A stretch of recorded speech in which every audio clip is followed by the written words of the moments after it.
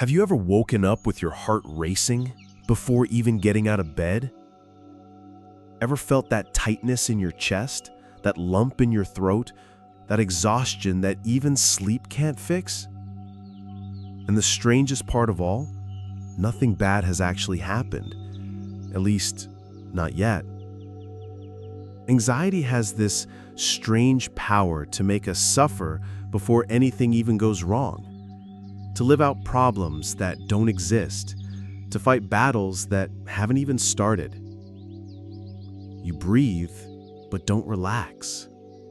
It feels like your body is here, but your mind is somewhere far ahead. And the worst part? It's all so silent. You almost think you're going crazy, but you're not. The truth is, this silent weight has a name, and today we're going to talk about it, without shame, without cliche, without fear. Anxiety isn't just being nervous. It's not just worrying a little too much. Anxiety is the inner chaos that happens when your soul tries to control tomorrow without the structure or the grace to do so. It's what happens when your mind runs in 1,000 directions, trying to protect you from everything, trying to predict, prevent, fix, guarantee, please, manage, and carry everything alone. That's why sometimes anxiety doesn't even have a clear reason. It's just there. It's like walking around with an alarm going off inside you. Your body prepares for danger, you just don't know what it is, but you feel it. In your stomach, your muscles, your sleep, your patience. You know why anxiety wears us down so much?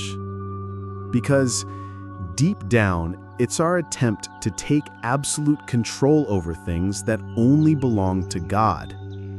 It's the human heart trying to sit in the Creator's seat. We want to make sure the day goes right, that the conversation goes as planned, that the answer comes quickly, that people change, that everything follows our script.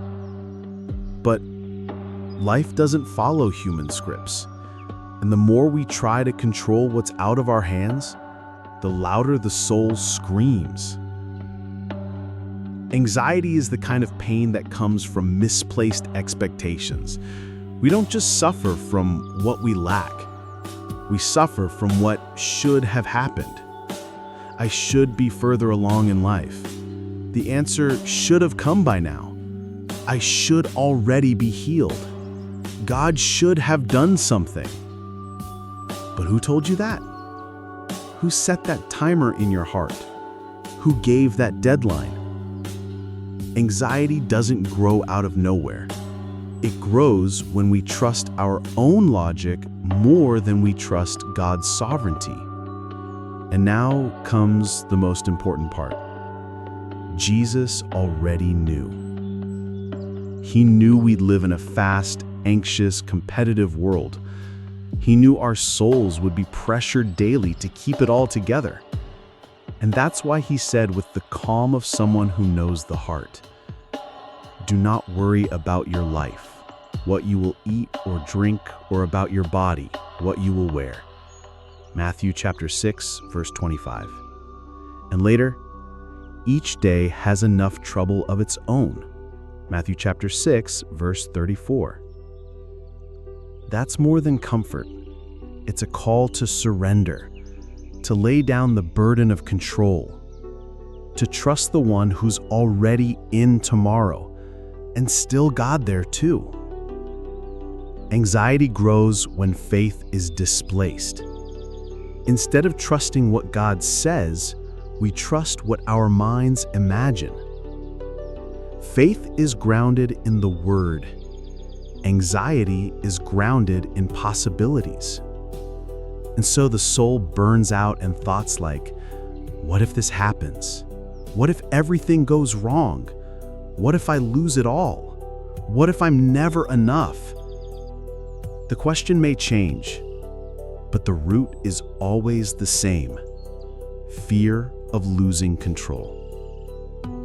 The biblical worldview doesn't treat anxiety as a minor emotional issue, but as a symptom of a heart that hasn't yet surrendered to the lordship of Christ. Peace doesn't come from thinking positively. It doesn't come from manifesting good things. It comes from knowing who is in charge of everything. Be still and know that I am God. Psalm chapter 46, verse 10. That's why the Bible never just says, do not fear. It always continues, do not fear, for I am with you. Isaiah chapter 41, verse 10. It's not about the absence of problems. It's about the presence of God. Do not be anxious about anything, but in everything, by prayer and petition, with thanksgiving, present your requests to God.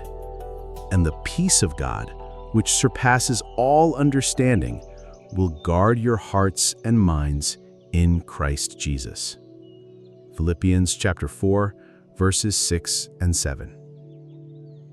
This passage doesn't promise a quick fix, but it promises something even better. Peace that protects. And protected peace is the kind that sustains, even when the answer hasn't come, even when the problem still exists, even when the heart still trembles. If you're battling anxiety, here are some practical steps, based on truth, not willpower. Pray as you are. Don't fake spiritual maturity. God already knows your heart. Come back to the present. God gives grace for today, not for what hasn't happened yet. Question your narrative. Not everything your mind says is true. Give thanks, even in the chaos. Gratitude realigns the soul. Let go of what you can't control. Release it. Say it out loud if you have to. Anxiety doesn't vanish with a slogan, but it fades when your soul finds a safe place to rest. That place isn't a result. It isn't good news. It isn't a solved problem. That place is Christ. In Jesus, the burden is lighter. The timing is perfect. And the peace is real. You don't need to understand everything to rest. You just need to remember, yes, life can be lighter, even with an anxious heart, even with a racing mind. Lightness begins when you stop carrying what was never yours. If this message spoke to you, leave a like, subscribe to the channel, and share it with someone who's overwhelmed by all the what ifs. See you next time, and may God be with you.